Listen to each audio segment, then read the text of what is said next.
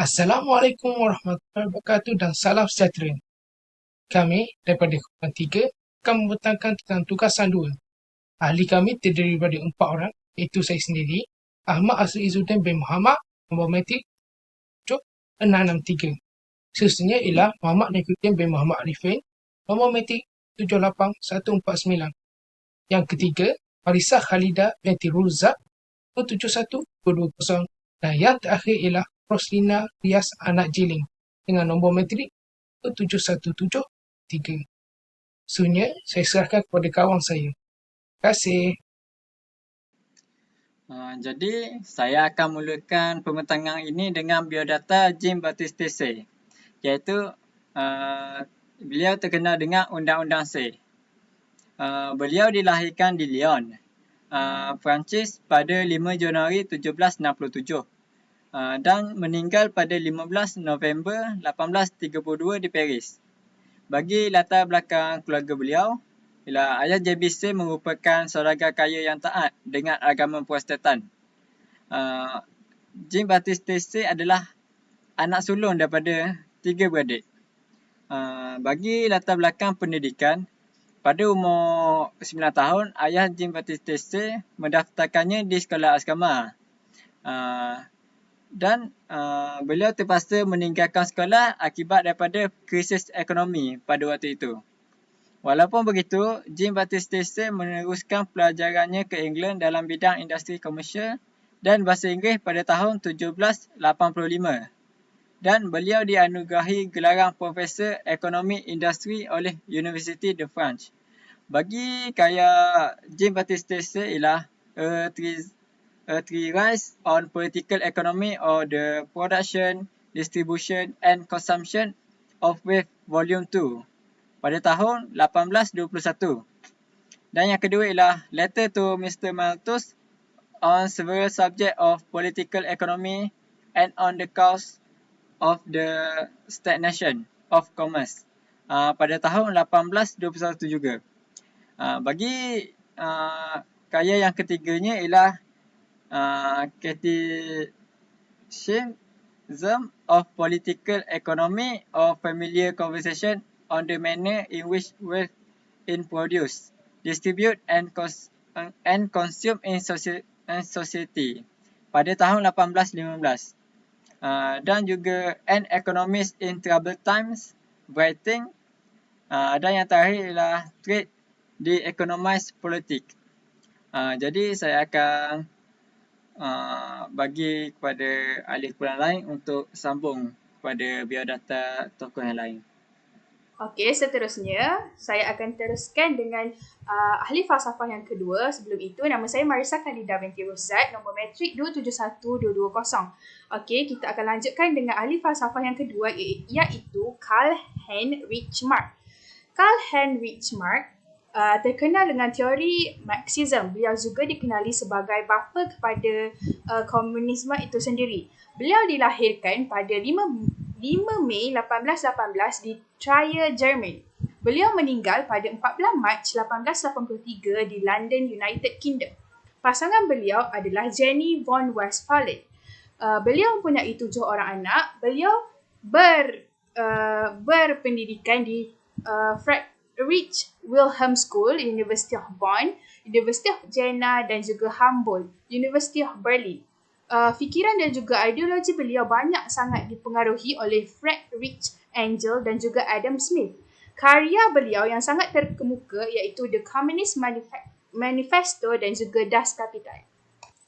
Saya Roslina Rias Anak Jiling, nombor matriks 271723. Saya akan membentangkan tokoh ekonomi yang ketiga iaitu Milton Friedman. Milton Friedman ini dilahirkan pada 31 Julai 1912 di Brooklyn, New York, Amerika Syarikat dan meninggal pada tahun 16 November 2006 di San Francisco, Amerika Syarikat. Pasangan kepada tokoh Milton Friedman ini adalah Rose Friedman. Beliau meneruskan pelajaran di Rahway High School, seterusnya Rutgers University dan the University of Chicago. Milton Friedman telah mendapat anugerah Nobel Memorial Prize in Economic Science 1976. Seterusnya adalah Presidential Medal of Freedom 1988, John Bates Clark Medal 1951, dan National Medal of Science for Behavioral and Social Science 1988.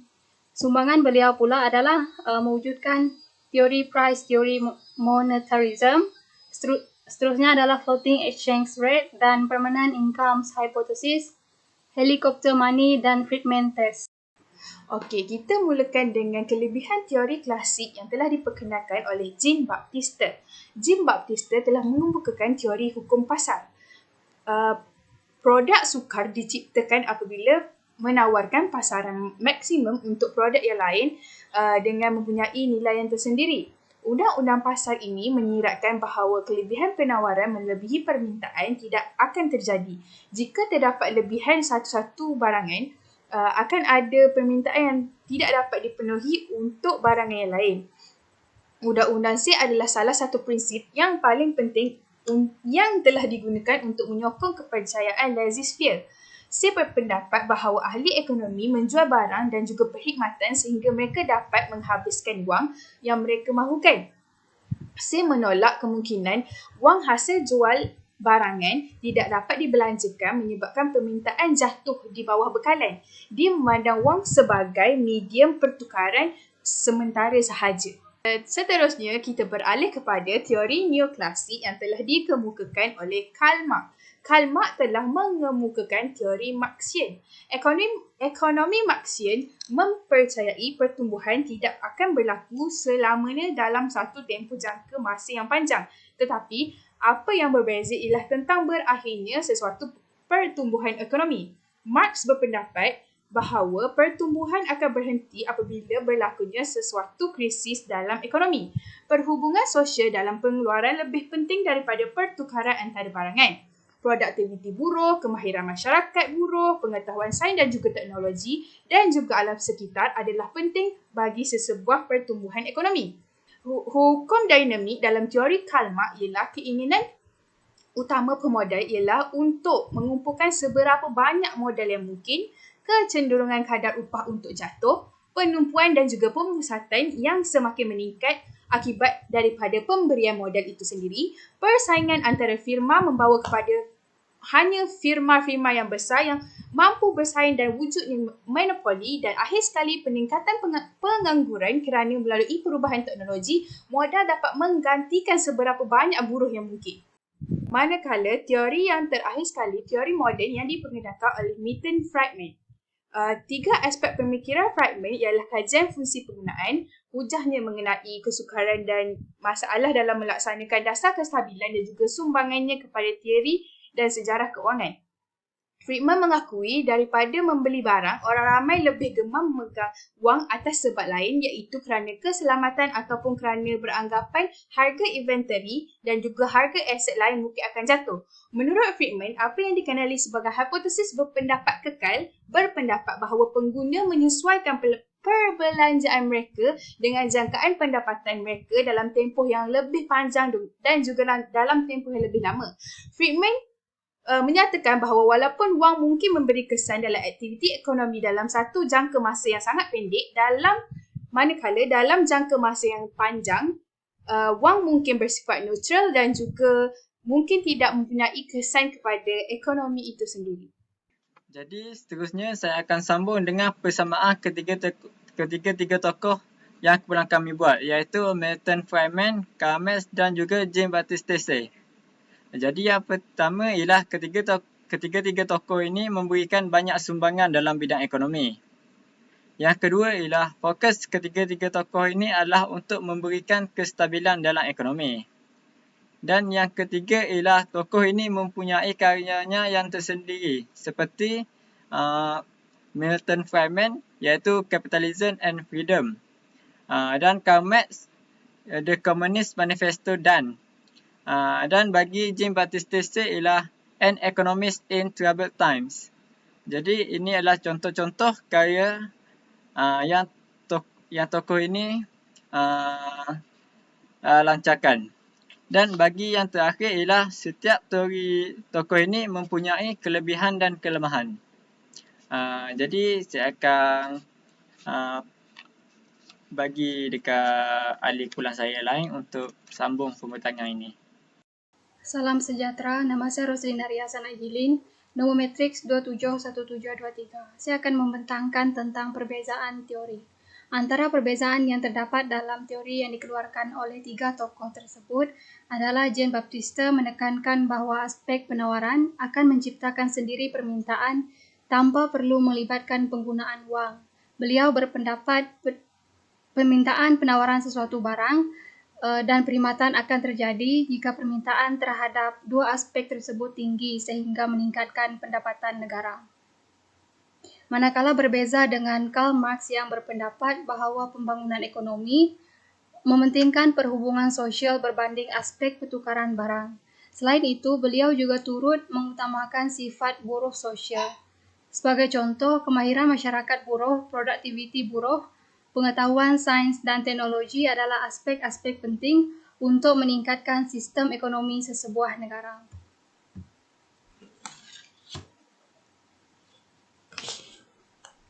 Dan Milton Friedman pula mengemukakan bahawa wang sebagai pemacu utama yang menentukan kelancaran aktiviti ekonomi. Sebagai contoh, beliau percaya akan konsep pasaran yang menggalakkan kebebasan secara individu. Seterusnya adalah Jean Baptiste percaya bahawa penawaran akan menyebabkan permintaan. Oleh itu, pengeluaran barang dan perkhidmatan harus ditingkatkan untuk menjamin pertumbuhan ekonomi negara, meningkatkan pendapatan. Beliau kurang setuju dengan doktrin merkantilis yang mengatakan kekurangan wang akan menyebabkan terjadinya permintaan. Selain itu, Karl Marx pula mengatakan terdapat persaingan antara pemilik modal. Pemilik modal terpaksa keluar dari pasaran kerana tidak mampu bersaing dengan pemilik lain yang dapat mengeluarkan barangan pada kos yang lebih rendah. Dan akhirnya Milton Friedman merupakan seorang tokoh yang sangat percaya dengan konsep pasaran bebas. Di mana konsep pasaran bebas tersebut menentang ahli ekonomi Keynesian yang menyatakan peranan pemerintah dalam ekonomi. Sekian sahaja daripada saya. Sekian, terima kasih. Terima kasih kepada pembentang sebelum ini. Seterusnya saya akan membentangkan tentang kritikan dan kelemahan. Bagi kritikan dan kelemahan hukum C ialah Debbie menyatakan bahawa pengeluaran berlebihan bukan penyebab gangguan ekonomi, namun dia percaya bahawa ekonomi dapat terganggu juga jika komoditi tidak dihasilkan dalam jumlah yang tepat. Namun kenyataannya adalah bahawa pengeluaran berlebihan dapat menurunkan harga komoditi di pasaran yang membuatkan syarikat kehilangan wang. Kesannya, syarikat kehilangan wang akan memutuskan untuk menutup pengeluaran, pengangguran akan timbul. Undang-undang permintaan menjadikan pengeluaran yang sendiri kurang relevan pada hari ini dan pada zaman moden. Seterusnya ialah Maxings. Modal pertumbuhan Max memfokuskan kepada masyarakat industri dan mengecualikan negara membangun yang masih menggunakan alat tradisional dan cara tradisional. Walau bagaimanapun, Marx berdampak sebaliknya dengan industri untuk isu persaingan modal. Hanya pemegang modal besar sahaja mempunyai kuasa atau keupayaan untuk meneruskan operasi perniagaan. Tetapi sebenarnya itu tidak berlaku. Peranan pemodal kecil masih penting di kedua-dua negara membangun dan negara industri. Kesannya, operasi masih diteruskan bagi memenuhi permintaan tertentu, walaupun negara itu ialah negara pemodal kecil. Seterusnya, krisis kapitalisme secara global terjejas dalam peningkatan penderitaan kehilangan pekerjaan, mengurangkan pendapatan dengan memotong gaji dan membawa kepada kebimbangan, kemurungan, kelaparan dan kemiskinan yang berlaku terutama di negara membangun. Akhir sekali, teknologi moden tidak semestinya meningkatkan modal dan juga tidak membawa kepada keuntungan. Justru itu menunjukkan andaian Marx adalah bahawa peluangan meningkat tidak konsisten dengan kenyataan bahawa kejatuhan kadar keuntungan berlaku itu adalah sendiri itu tidak benar. Untuk kelemahan dan kritikan yang terakhir ialah The Friedman Doctrine. Friedman menyatakan bahawa teori kewangannya berdasarkan persamaan keseimbangan ras dan juga menyatakan bahawa semua jangkaan akan menjadi kenyataan dalam jangka sepanjang. Tetapi ini berlawanan dengan menurut teori Keynes, iaitu wang adalah penting kerana ia menghubungkan masa kini dan masa hadapan. serta ketidakpastian sentiasa berlaku dan tidak dapat dielakkan pada masa depan. Pada masa sama juga, Friedman menghilangkan pemboleh upah dan pemboleh upah perbelanjaan yang dirancang sebagai pemboleh upah bebas yang bersaingan. Cara mudahnya untuk memahami Friedman doktrin ini berlawanan dengan teori Keynes. Jadi sekian itu sajalah pada pertanyaan untuk pelemahan dan kritikan. Khususnya saya berikan kepada kawan saya tentang yang bahagian lain. Terima kasih. Jadi yang terakhir ialah pembandingan teori. Jadi yang pertama ialah teori Karl Marx, iaitu Marxism. Bagi teori Karl Marx ini, ia tidak hanya memfokuskan kepada ekonomi, malah juga memfokuskan kepada aspek sosial seperti kemahiran buruh dan juga teknologi. Bagi teori Jean-Baptiste Say pula, iaitu hukum Say, ia lebih mengutamakan penawaran barang berbanding permintaan barang.